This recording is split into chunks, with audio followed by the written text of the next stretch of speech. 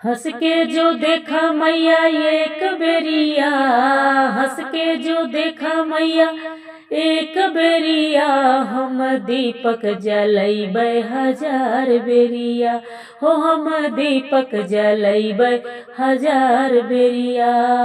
हंस के जो देखा मैया एक बेरिया, हंस के जो देखा मैया एक बेरिया, हम दीपक जलैबै हजार बेरिया, हो हम दीपक जलैबै हजार बेरिया।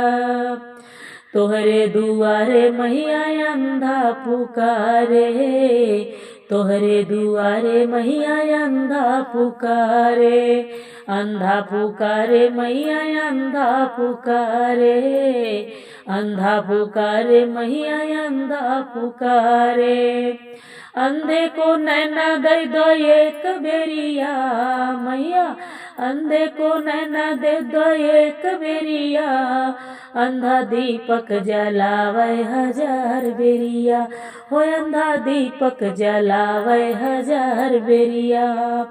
हंस के जो देखा मैया एक बेरिया, हंस के जो देखा मैया एक बेरिया, हम दीपक जलैबै हजार बेरिया, हो हम दीपक जलैबै हजार बेरिया।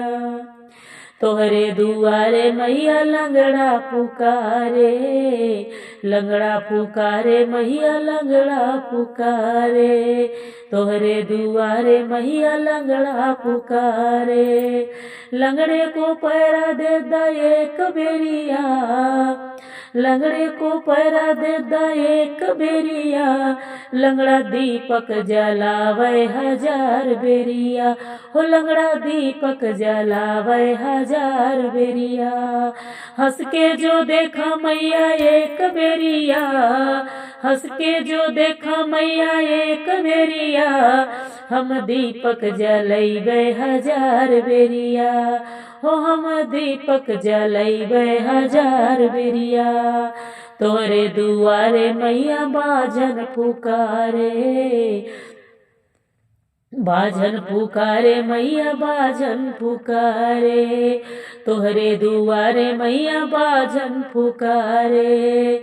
बाजन को पुत्र दे दा एक बेरिया, बाजन को पुत्र दे दा एक बेरिया, बाजन दीपक जलावे हजार बेरिया, हो बाजन दीपक जलावे हजार बेरिया।